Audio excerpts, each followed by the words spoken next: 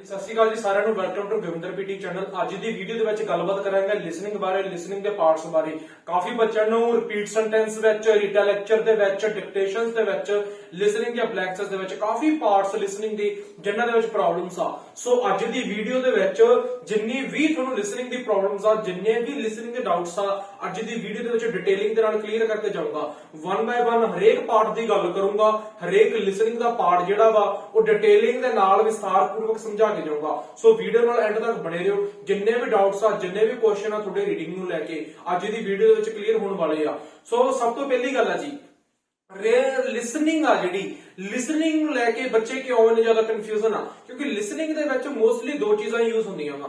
Listening ਦੇ ਵਿੱਚ ਇੱਕ ਤਾਂ ਸਭ ਤੋਂ ਪਲੱਸ ਚੀਜ਼ ਆ ਜਿਹੜੀ ਆ ਤੁਹਾਡਾ ਕੌਨਫੀਡੈਂਸ ਲੈਵਲ, ਦੂਸਰੀ ਚੀਜ਼ ਆ ਜਿਹੜੀ ਤੁਹਾਡੀ ਲਿਸਨਿੰਗ ਪਾਵਰ। ਕੌਨਫੀਡੈਂਸ ਲੈਵਲ ਕਿਹੜੀਆਂ ਚੀਜ਼ਾਂ ਨੂੰ ਸ਼ੋ ਹੁੰਦਾ ਵਾ, ਕਿਹੜੀਆਂ ਚੀਜ਼ਾਂ 'ਚ ਆਪਾਂ ਨੂੰ ਵਰਤਣਾ ਪੈਂਦਾ ਵਾ, ਕਿਹੜੇ ਪਾਰਟਸ ਜਿਨ੍ਹਾਂ 'ਚ ਕੌਨਫੀਡੈਂਸ ਲੈਵਲ ਦੀ ਵਰਤੋਂ ਹੁੰਦੀ ਆ। ਜਿਨ੍ਹਾਂ ਪਾਰਟਸ ਦੇ ਵਿੱਚ ਕੌਨਫੀਡੈਂਸ ਲੈਵਲ ਵਰਤਿਆ ਜਾਂਦਾ ਵਾ ਉਹ ਹੈਗਾ ਰੀਟਾ ਲੈਕਚਰ, ਦੈਨ ਉਹ ਹੈਗਾ ਵਾ ਤੁਹਾਡਾ ਰਿਪੀਟ ਸੈਂਟੈਂਸ।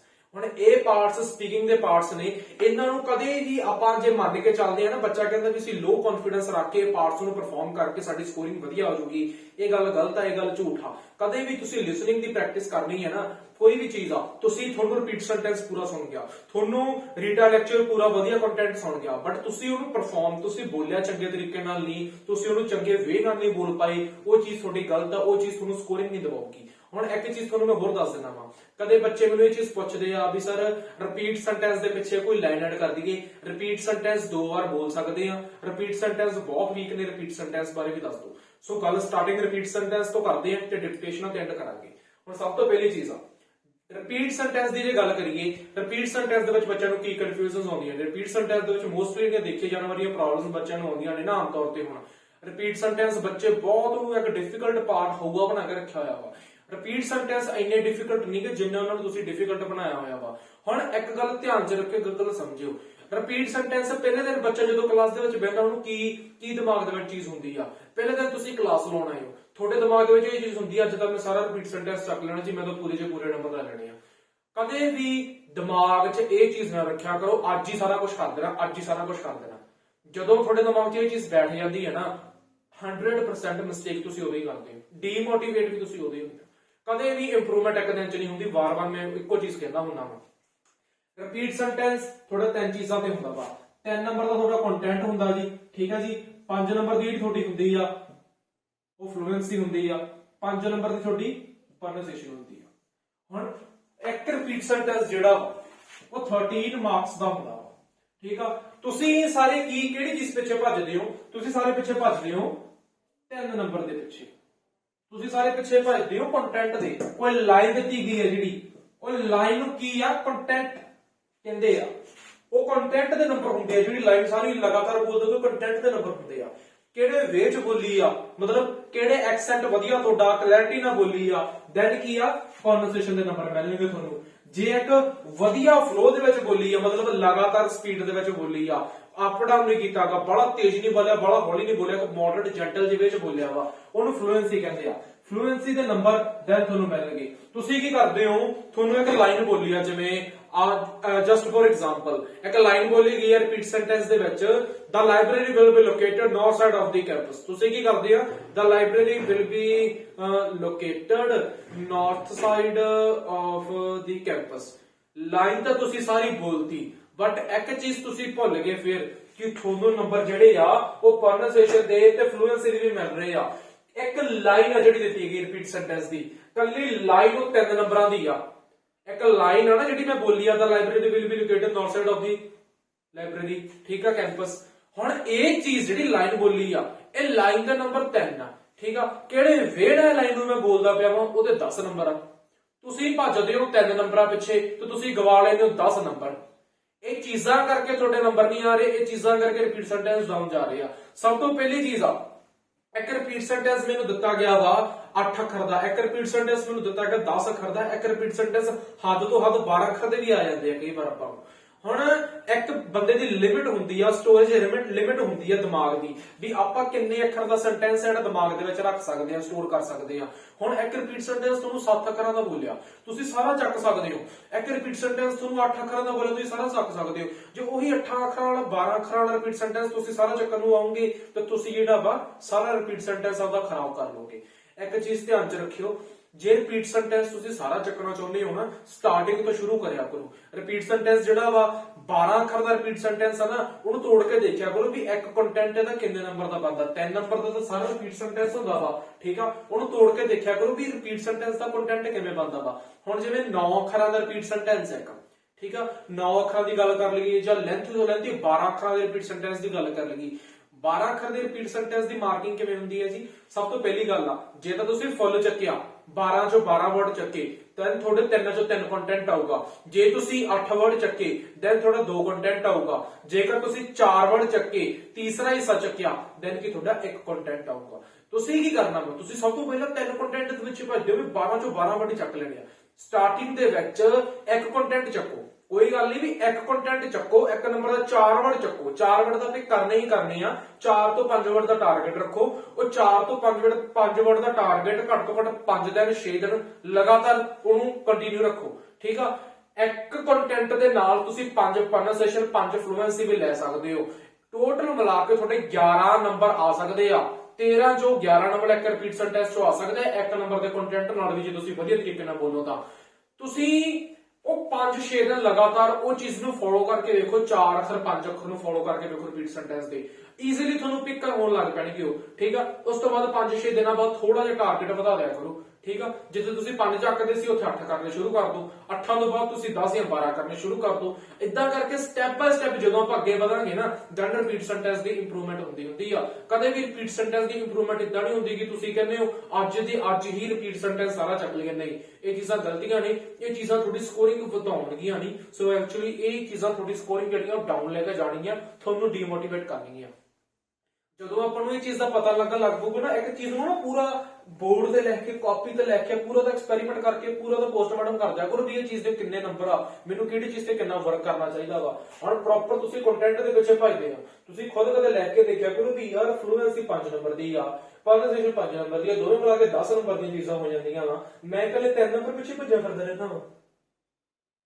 ਜੇਕਰ ਮੈਂ ਪੂਰਾ 3 ਨੰਬਰ ਦਾ ਕੰਟੈਂਟ ਚੱਕ ਵੀ ਲਵਾਂ, 3 ਨੰਬਰ ਦਾ ਕੰਟੈਂਟ ਚੱਕ ਵੀ ਲਿਆ ਮੈਂ ਪੂਰਾ, ਤੇ ਮੈਂ ਜੇ ਫਲੋ ਦੇ ਵਿੱਚ ਮੈਂ ਅੜ ਕੇ ਬੋਲਿਆ ਤੇ ਫਲੋ ਦੇ ਵਿੱਚੋਂ ਮੈਨੂੰ 2 ਮਿਲ ਜਾਣੇ ਆ, ਠੀਕ ਆ। ਪ੍ਰੋਨੰਸੀਏਸ਼ਨ ਦੇ ਵਿੱਚ ਅੜ ਕੇ ਬੋਲਿਆ ਤਾਂ 2 ਮਿਲ ਜਾਣੇ ਆ, ਠੀਕ ਆ। 3 ਤੇ 2 5 ਤੇ 2 7 7 ਨੰਬਰ ਫਿਰ ਵੀ ਮੈਨੂੰ ਮਿਲਨੇ ਆ। ਤੇ ਇਹੀ ਜੇਕਰ ਮੈਂ ਬੋਲਿਆ ਆਪਦਾ ਵਧੀਆ ਤਰੀਕੇ ਨਾਲ, ਪਣਾ ਇੱਕ ਕੰਟੈਂਟ ਦਾ ਹੀ ਬੋਲਿਆ, ਵਧੀਆ ਤਰੀਕੇ ਨਾਲ ਫਲੂਐਂਟ ਵੇ ਦੇ ਵਿੱਚ ਬੋਲਤਾ, 5 ਪ੍ਰੋਨੰਸੀਏਸ਼ਨ ਦੇ, 5 ਫਲੂਐਂਸੀ ਦੇ, ਤੇ ਫਿਰ ਵੀ ਨੰਬਰ ਤੁਹਾਡੇ 11 ਪਾਉਂਦੇ ਆ। ਇਹ ਚੀਜ਼ਾਂ ਤੁਹਾਨੂੰ ਖੁਦ ਨੂੰ ਸਮਝਣੀਆਂ ਪੈਣਗੀਆਂ, ਇਹ ਚੀਜ਼ਾਂ ਖੁਦ ਨੂੰ ਧਿਆਨ ਰੱਖਣੀਆਂ ਪੈਣਗੀਆਂ। ਕੋਈ ਇੰਪਰੂਵਮੈਂਟ ਕਰਨੀ ਕਿਸੇ ਵੀ ਚੀਜ਼ ਦੀ ਕੋਈ ਵੱਡੀ ਗੱਲ ਨਹੀਂ ਹੁੰਦੀਗੀ। ਹਰੇਕ ਬੱਚਾ ਇੰਪਰੂਵਮੈਂਟ ਕਰ ਸਕਦਾ। ਜਿੰਨੇ ਤੁਸੀਂ ਮੈਨੂੰ ਦੇਖ ਰਹੇ ਹੋ, ਤੁਸੀਂ ਵੀ ਆਰਾਮ ਨਾਲ ਇੰਪਰੂਵਮੈਂਟ ਕਰ ਸਕਦੇ ਹੋ। ਆਮ ਤੌਰ ਤੇ ਬੱਚੇ ਸਵਾਲ ਪੁੱਛਦੇ ਹੁੰਦੇ ਆ ਵੀ ਸਰ ਇੰਨੇ ਛੇਤੀ ਬੱਚੇ ਐਗਜ਼ਾਮ ਦੇ ਦਿੰਦੇ ਆ, ਜਿਹੜੇ 5 ਦਿਨਾਂ ਦੇ ਵਿੱਚ, ਹਫ਼ਤਿਆਂ ਦੇ ਵਿੱਚ, 15 ਦਿਨਾਂ ਦੇ ਵਿੱਚ, ਉਹ ਬੱਚੇ ਫਿਰ ਕਿਵੇਂ ਇੰਪਰੂਵਮੈਂਟ ਕਰਦੇ ਆ? ਦੇਖੋ ਰਾਜੀ, ਹਰੇਕ ਬੱਚੇ ਦਾ ਆਪਣਾ ਦਿਮਾਗ ਹੁੰਦਾ, ਆਪਣਾ IQ ਲੈਵਲ ਹੁੰਦਾ ਵਾ, ਠੀਕ ਆ। ਹੁਣ ਕਿਸੇ ਬੱਚੇ ਦੀ ਦਿਮਾਗ ਦੀ ਸਟੋਰੇਜ, ਬ੍ਰੇਨ ਪਾਵਰ ਜਿਹੜੀ ਆ ਵੱਧ ਹੁੰਦੀ ਆ, ਠੀਕ ਆ। ਉਹ ਕੀ ਕਰਦੇ ਹੁੰਦੇ, ਉਹ ਸ਼ੁਰੂ ਤੋਂ ਚੀਜ਼ਾਂ ਕਰਦੇ ਆਏ ਆ। ਹੁਣ ਆਮ ਤੌਰ ਤੇ ਜਿਹੜੇ ਬੱਚਿਆਂ ਕੀ ਆ ਵੀ ਹੁਣ ਕਈ ਵਾਰ ਜਦੋਂ ਮੈਂ ਰਿਪੀਟ ਸੈਂਟੈਂਸ ਕਰਨੇ ਸ਼ੁਰੂ ਕੀਤੇ ਸੀਗੇ, ਮੇਰੇ ਦਿਮਾਗ ਦੇ ਵਿੱਚ ਵੀ ਤੁਹਾਡੇ ਵਾਲੇ ਕੁਐਸਚਨ ਰਹਿੰਦੇ ਸੀਗੇ ਵੀ ਯਾਰ ਵੀ ਮੈਂ ਰਿਪੀਟ ਸੈਂਟੈਂਸ ਕਰਦਾ ਵਾਂ, ਮੈਨੂੰ ਰਿਪੀਟ ਸੈਂਟੈਂਸ ਆਉਂਦੇ ਨੇਗੇ। ਮੈਂ ਰਿਪੀਟ ਸੈਂਟੈਂਸ ਜਦੋਂ ਬੋਲਣ ਲੱਗਦਾ ਵਾਂ, ਫੰਬਲ ਹੋ ਜਾਂਦਾ ਵਾਂ, ਮੇਰੇ ਮਿਸਟੇਕਸ ਬਹੁਤ ਹੋ ਜਾਂਦੀਆਂ ਨੇ। ਫਿਰ ਉਦੋਂ ਮੈਨੂੰ ਹੌਲੀ ਸਮਝ ਆਈ ਵੀ ਜੇਕਰ ਮੈਂ ਇੰਪਰੂਵਮੈਂਟ ਕਰਨੀ ਆ, ਜੇਕਰ ਮੈਂ ਇੰਪਰੂਵਮੈਂਟ ਲੈ ਕੇ ਆਉਣੀ ਆ, ਮੈਨੂੰ ਹੌਲੀ ਥੋੜੇ ਤੋਂ ਸ਼ੁਰੂ ਕਰਨਾ ਪਊਗਾ, ਫਿਰ ਬਹੁਤੇ ਤੇ ਜਾਣਾ ਪਊਗਾ, ਠੀਕ ਆ। ਫਿਰ ਮੈਂ ਸਟਾਰਟਿੰਗ ਤੋਂ ਸ਼ੁਰੂ ਕੀਤਾ, ਥੋੜੇ ਤੋਂ ਸ਼ੁਰੂ ਕੀਤਾ। ਅੱਜ ਮੈਂ ਰਿਪੀਟ ਸੈਂਟੈਂਸ ਸਾਰਾ ਵੀ ਚੱਕ ਲੈਣਾ ਵਾ। ਕਿਉਂ? ਇਹ ਕਿਹੜੀ ਵਜ੍ਹਾ ਵਾ? ਜੇ ਮੈਂ ਕਰ ਸਕਦਾ ਤੁਸੀਂ ਵੀ ਕਰ ਸਕਦੇ ਹੋ। ਪ੍ਰੈਕਟਿਸ ਕਰਿਆ ਕਰੋ। ਪ੍ਰੈਕਟਿਸ ਕਰਨ ਦਾ ਇੱਕ ਵੇ ਹੁੰਦਾ ਵਾ। ਪ੍ਰੈਕਟਿਸ, ਜੇ ਤੁਹਾਨੂੰ ਕੋਈ ਟ੍ਰੇਨਰ ਥੋੜਾ ਕਹਿ ਦਿੰਦਾ ਵੀ ਰਾਜੇ ਤੁਸੀਂ ਅੱਜ ਰਿਪੀਟ ਸੈਂਟੈਂਸ ਦੀ ਪ੍ਰੈਕਟਿਸ ਕਰ ਲਓ, ਆਪਦੇ ਟ੍ਰੇਨਰ ਨੂੰ ਪੁੱਛਿਆ ਕਰੋ ਵੀ ਸਰ ਮੈਂ ਕਿਹੜੇ ਤਰੀਕੇ ਨਾਲ ਪ੍ਰੈਕਟਿਸ ਕਰਾਂ, ਕਿਹੜੇ ਵੇ ਨਾਲ ਪ੍ਰੈਕਟਿਸ ਕਰਾਂ, ਇੰਪਰੂਵਮੈਂਟ ਮੇਰੀ ਜਿਹੜੀ ਚੀਜ਼ ਨਾ ਹੋ ਜੇ, ਜਿਹੜੀ ਇੰਪਰੂਵਮੈਂਟ ਮੇਰੀ ਡੈਫੀਨੇਟਲੀ 101% ਮੇਰੀ ਇੰਪਰੂਵਮੈਂਟ ਹੋ ਜੇ, ਉਹ ਤਰੀਕਾ ਕੋਈ ਦੱਸਿਓ, ਕੋਈ ਵਧੀਆ ਤਰੀਕਾ ਫਾਈਂਡ ਕਰਕੇ ਦੱਸਿਓ। ਗਾਰੰਟੀ ਨਾਲ ਵੀ ਮੇਰੀ ਇੰਪਰੂਵਮੈਂਟ ਹੋਣੀ ਚਾਹੀਦੀ ਆ। ਹਫਤਾ 10 ਦਿਨ ਤੁਸੀਂ ਲਗਾਤਾਰ ਕਿਸੇ ਇੱਕ ਚੀਜ਼ ਦੀ ਪ੍ਰੈਕਟਿਸ ਕਰੋ ਨਾ, ਚਾਹੇ ਰਿਪੀਟ ਸੈਂਟੈਂਸ ਆ, ਚਾਹੇ ਕੋਈ ਵੀ ਚੀਜ਼ ਆ, ਹਫਤਾ ਲਗਾਤਾਰ ਪ੍ਰੈਕਟਿਸ ਕਰ ਲਓ ਤੁਸੀਂ, ਮਜਾਲ ਹੀ ਨਹੀਂ ਤੁਹਾਡੀ ਉਹ ਚੀਜ਼ ਗਲਤ ਹੋ ਜੇ ਕਦੇ ਵੀ। ਸੋ ਰਿਪੀਟ ਸੈਂਟੈਂਸ ਦਾ ਟਾਰਗੇਟ ਤੁਹਾਨੂੰ ਦੱਸਿਆ ਵੀ ਕਿਵੇਂ ਇੰਪਰੂਵ ਕਰਨੇ ਆ। ਘੱਟ ਤੋਂ ਘੱਟ ਡੇਲੀ ਦੇ 50 ਤੋਂ ਘੱਟ ਰਿਪੀਟ ਸੈਂਟੈਂਸ ਨਹੀਂ ਕਰਨੇ, 50 ਤੋਂ ਅਬਵ ਜਿੰਨੇ ਮਰਜ਼ੀ ਰਿਪੀਟ ਸੈਂਟੈਂਸ ਕਰ ਲਿਓ। ਜੇਕਰ ਰਿਪੀਟ ਸੈਂਟੈਂਸ ਜਿਨ੍ਹਾਂ ਬੱਚਿਆਂ ਦੇ ਵੀਕ ਆ, ਘੱਟ ਤੋਂ ਘੱਟ 50 ਰਿਪੀਟ ਸੈਂਟੈਂਸ ਡੇਲੀ ਦੇ ਹੋਣੇ ਚਾਹੀਦੇ ਆ। ਸੋ ਅਗਲੀ ਗੱਲ ਕਰਦੇ ਆ ਰੀਟਾ ਲੈਕਚਰ ਬਾਰੇ। ਹੁਣ ਰੀਟਾ ਲੈਕਚਰ ਨੂੰ ਲੈ ਕੇ ਬੱਚਿਆਂ ਦੇ ਦਿਮਾਗ ਦੇ ਵਿੱਚ ਬਹੁਤ ਸਾਰੀਆਂ ਕਨਫਿਊਜ਼ਨਸ ਨੇ। ਉਹ ਕਹਿੰਦੇ ਆ ਵੀ ਰੀਟਾ ਲੈਕਚਰ ਆ ਜਿਹੜਾ ਸਾਡਾ, ਰੀਟਾ ਲੈਕਚਰ ਦੇ ਵਿੱਚ ਵੀ ਸਾਨੂੰ ਬਹੁਤ ਸਾਰੀਆਂ ਕਨਫਿਊਜ਼ਨਸ ਆਉਂਦੀਆਂ ਨੇ, ਬਹੁਤ ਸਾਰੇ ਡਾਊਟ ਆ ਮਨ ਦੇ ਵਿੱਚ, ਰੀਟਾ ਲੈਕਚਰ ਚੋਂ ਨੰਬਰ ਨਹੀਂ ਆ ਰਹੇਗੇ। ਸੋ ਮੈਂ ਤੁਹਾਨੂੰ ਇੱਕ ਗੱਲ ਕਲੀਅਰ ਕਰ ਦੇਣੀ ਚਾਹੁੰਦਾ ਵਾਂ, ਰੀਟਾ ਲੈਕਚਰ ਦੇ ਵਿੱਚ ਸਭ ਤੋਂ ਮੇਨ ਚੀਜ਼ ਕੀ ਹੁੰਦੀ ਹੈ ਜੀ? ਰੀਟਾ ਲੈਕਚਰ ਦੇ ਵਿੱਚ ਸਭ ਤੋਂ ਮੇਨ ਚੀਜ਼ ਆ ਵੀ ਰੀਟਾ ਲੈਕਚਰ ਆਪਾਂ ਕੀਵਰਡਸ ਪਿਕ ਕਰਦੇ ਆ। ਆਪਾਂ ਰੀਟਾ ਲੈਕਚਰ ਦੇ ਵਿੱਚ ਕੀਵਰਡਸ ਚੱਕਦੇ ਆ ਆਡੀਓ ਦੇ ਵਿੱਚੋਂ, ਬਟ ਕਦੇ ਵੀ ਆਪਾਂ ਨੂੰ ਇਹ ਚੀਜ਼ ਉਹਨਾਂ ਨੇ ਮੈਂਸ਼ਨ ਹੀ ਨਹੀਂ ਕੀਤੀ ਕਿ ਪੀਟੀ ਦੇ ਵਿੱਚ ਵੀ ਤੁਸੀਂ ਰੀਟਾ ਲੈਕਚਰ ਦੇ ਵਿੱਚ ਕੀਵਰਡਸ ਪਿਕ ਕਰਨੇ ਆ। ਰੀਟਾ ਲੈਕਚਰ ਦੇ ਵਿੱਚ ਉਹਨਾਂ ਨੇ ਆਪਾਂ ਨੂੰ ਕਿਹਾ ਹੋਇਆ ਵੀ ਤੁਸੀਂ ਫਰੇਜ਼ਸ ਲਾਈਨਸ ਪਿਕ ਕਰਨੀਆਂ ਤਾਂ ਲਾਈਨਸ ਹੀ ਬੋਲਣੀਆਂ ਵਾ। ਬੜੇ ਬੱਚਿਆਂ ਨੂੰ ਇਹ ਚੀਜ਼ ਦਾ ਪਤਾ ਨਹੀਂਗਾ, ਉਹ ਇਹ ਗਲਤੀਆਂ ਕਰਦੇ ਨੇ ਰੀਟਾ ਲੈਕਚਰ ਦੇ ਵਿੱਚ। ਉਹ ਰੀਟਾ ਲੈਕਚਰ ਦੇ ਵਿੱਚ ਸਿਰਫ ਔਰ ਸਿਰਫ ਕੀ ਆ, ਕੀਵਰਡਸ ਹੀ ਬੋਲ ਕੇ ਆ ਜਾਂਦੇ ਨੇ। ਉਹਨਾਂ ਦਾ ਟ੍ਰੇਨਰ ਉਹਨਾਂ ਨੂੰ ਕਹਿੰਦਾ ਵੀ ਮੇਨ ਕੀਵਰਡਸ ਪਿਕ ਕਰਨੇ ਆ, ਬੱਚਾ ਉਹੀ ਚੀਜ਼ ਫੋਲੋ ਕਰਦਾ ਵਾ, ਉਹ ਮੇਨ ਕੀਵਰਡਸ ਪਿਕ ਕਰਕੇ ਉਹਨੂੰ ਕੀਵਰਡਸ ਤਰ੍ਹਾਂ ਹੀ ਬੋਲ ਕੇ ਆ ਜਾਂਦਾ ਵਾ। ਬਟ ਕੀ ਕਦੇ ਵੀ ਵਰਡ ਟੂ ਵਰਡ ਕੀਵਰਡਸ ਜਿਹੜੇ ਆ ਉਹ ਨਹੀਂ ਪੜ੍ਹੀ ਦੇਗੇ। ਰੀਟਾ ਲੈਕਚਰ ਆਪਾਂ ਪਰਫਾਰਮ ਕਰਨਾ, ਜੇਕਰ ਆਪਾਂ ਰੀਟਾ ਲੈਕਚਰ ਬੋਲਦੇ ਪਏ ਆ, in this lecture speaker speaks about people, community, majority, security, government, ਬੋਲਦਾ ਮੈਂ ਸਹੀ ਪਿਆ ਵਾਂ, ਮੇਰਾ ਫਲੋ ਜਿਹੜਾ ਸੀਗਾ in this lecture speaker speaks about people, community, majority, security, government, ਮੈਂ ਉਸ ਤੋਂ ਬਾਅਦ ਜਿਹੜੇ ਕੀਵਰਡਸ ਚੱਕੇ ਸੀਗੇ ਮੈਂ ਵਰਡ ਟੂ ਵਰਡ ਹੋ ਗਿਆ। ਬਟ ਇਹ ਚੀਜ਼ਾਂ ਗਲਤੀਆਂ ਨੇ, ਇਹ ਚੀਜ਼ਾਂ ਨੂੰ ਇੰਪਰੂਵ ਕਰਨਾ ਪੈਣਾ ਵਾ। ਜਿਵੇਂ ਤੁਸੀਂ ਸਟਾਰਟਿੰਗ ਚ ਬੋਲਦੇ ਚਾਹੇ ਕੀਵਰਡ ਚੱਕੋ, ਬਟ ਉਹ ਕੀਵਰਡ ਨੂੰ ਇੱਕ ਲਾਈਨ ਤਰ੍ਹਾਂ ਫਰੇਜ਼ਸ ਤਰ੍ਹਾਂ ਬੋਲਿਆ ਕਰੋ। ਜੇ ਮੈਂ ਚੱਕਦਾ ਪਿਆ ਨਾ ਕੀਵਰਡਸ, ਫਿਰ ਉਹਨੂੰ ਮੈਂ ਬੋਲਿਆ ਕਰਾਂ ਇਨ this lecture the speaker speaks about people, community, security. ਜਦੋਂ ਲਗਾਤਾਰ ਉਹ ਚੀਜ਼ ਨੂੰ ਬੋਲੋਗੇ ਨਾ, ਇੱਕੋ ਫਲੋ ਦੇ ਵਿੱਚ ਬੋਲੋਗੇ, ਰੀਟਾ ਲੈਕਚਰ ਤੁਹਾਡਾ ਇੰਪਰੂਵ ਡੈਫੀਨੇਟਲੀ ਹੋਊਗਾ। ਰੀਟਾ ਲੈਕਚਰ ਤੇ ਸਕੋਰਿੰਗ ਘੱਟ ਆਉਣ ਹੀ ਨਹੀਂ ਵਾਲੀ। ਹੁਣ ਰੀਟਾ ਲੈਕਚਰ ਦੀ ਸਕੋਰਿੰਗ ਕਿਵੇਂ ਹੁੰਦੀ ਆ, ਰੀਟਾ ਲੈਕਚਰ ਦੇ ਮਾਰਕਸ ਕਿਵੇਂ ਆਪਾਂ ਨੂੰ ਦਿੰਦੇ ਆ? ਸੋ ਰੀਟਾ ਲੈਕਚਰ ਜਿਹੜਾ ਮੈਂ ਤੁਹਾਨੂੰ ਆਮ ਤੌਰ ਤੇ ਪਹਿਲਾਂ ਹੀ ਦੱਸਿਆ ਸੀਗਾ, ਰੀਟਾ ਲੈਕਚਰ ਦਾ ਕੰਟੈਂਟ ਆ ਜਿਹੜਾ 5 ਨੰਬਰ ਦਾ ਹੁੰਦਾ ਵਾ, ਠੀਕ ਹੈ ਜੀ। ਪ੍ਰੋਨੰਸੀਏਸ਼ਨ ਵੀ 5 ਨੰਬਰ ਦੀ ਹੁੰਦੀ ਆ ਤੇ ਫਲੂਐਂਸੀ ਵੀ 5 ਨੰਬਰ ਦੀ ਹੁੰਦੀ ਆ। ਟੋਟਲ ਮਿਲਾ ਕੇ ਇੱਕ ਰੀਟਾ ਲੈਕਚਰ ਆ ਜਿਹੜਾ ਉਹ 15 ਨੰਬਰ ਦਾ ਹੁੰਦਾ ਜੀ, ਠੀਕ ਆ। ਹੁਣ 15 ਨੰਬਰ ਦਾ ਰੀਟਾ ਲੈਕਚਰ ਆ ਜਿਹੜਾ ਬਹੁਤ ਇੰਪੋਰਟੈਂਟ ਆ, ਕਿਉਂਕਿ ਇਹਦੇ ਵਿੱਚ ਜਿਹੜੇ ਆ 5 ਨੰਬਰ ਆ ਇਹ ਤੁਹਾਡੀ ਲਿਸਨਿੰਗ ਨੂੰ ਜਾਣੇ ਆ, ਜਿਹੜੇ ਆ 10 ਨੰਬਰ ਆ, ਠੀਕ ਆ, ਇਹ 10 ਨੰਬਰ ਜਿਹੜੇ ਆ ਤੁਹਾਡੇ ਇਹ ਸਪੀਕਿੰਗ ਦੇ ਵਿੱਚ ਰਹਿਣੇ ਆ। ਹੁਣ ਇਹ ਇੰਪੋਰਟੈਂਟ ਕਿਉਂ ਆ? ਕਿਉਂਕਿ ਰੀਟਾ ਲੈਕਚਰ ਐਗਜ਼ਾਮ ਦੇ ਵਿੱਚ ਤੁਹਾਨੂੰ 2 ਵੀ ਆ ਸਕਦੇ ਆ। 2 ਰੀਟਾ ਲੈਕਚਰ ਤੁਹਾਨੂੰ ਆ ਗਏ 15 ਨੰਬਰ ਦਾ ਇੱਕ ਹੁੰਦਾ ਵਾ, 2 ਰੀਟਾ ਲੈਕਚਰ 30 ਮਾਰਕਸ ਦੇ ਹੋ ਜਾਣਗੇ। ਸੋ 30 ਮਾਰਕਸ ਤੁਹਾਡੀ ਪੀਟੀ ਲਈ ਬਹੁਤ ਇੰਪੋਰਟੈਂਟ ਨੇ। ਸੋ ਰੀਟਾ ਲੈਕਚਰ ਇੱਕ ਬਹੁਤ ਹੀ ਈਜ਼ੀ ਪਾਰਟ ਆ, ਬਹੁਤ ਹੀ ਸੌਖਾ ਪਾਰਟ ਆ, ਬਟ ਇਹਨੂੰ ਇੰਪਰੂਵ ਕਰਨ ਵਾਸਤੇ ਆਪਾਂ ਨੂੰ ਕੀ ਆ, ਮਿਹਨਤ ਦੀ ਬਹੁਤ ਲੋੜ ਆ। ਕਿਉਂਕਿ ਐਗਜ਼ਾਮ ਦੇ ਵਿੱਚ ਬੱਚੇ ਸਭ ਤੋਂ ਜ਼ਿਆਦਾ ਗਲਤੀਆਂ ਰੀਟਾ ਲੈਕਚਰ ਦੇ ਵਿੱਚ ਕਰਦੇ ਨੇ।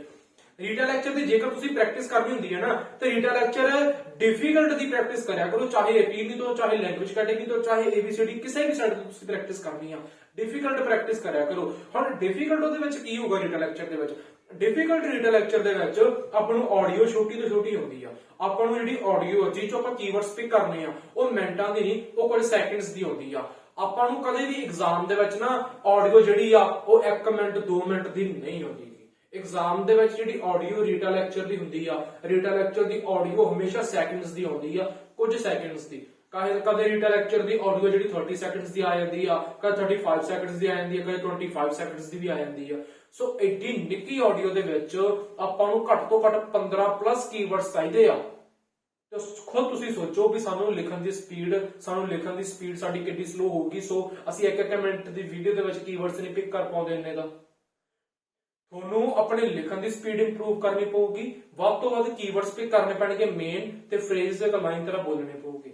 ਇਹ ਚੀਜ਼ਾਂ ਨੂੰ ਫੋਲੋ ਕਰ ਲਓਗੇ, ਤੁਹਾਡਾ ਰੀਟਾ ਲੈਕਚਰ ਗਾਰੰਟੀ ਨਾਲ ਇੰਪਰੂਵ ਹੋ ਜਾਊਗਾ। ਲੈ ਕੇ ਦੇਣ ਦੀ ਗਾਰੰਟੀ ਤਿਆਰ ਆ ਮੈਂ।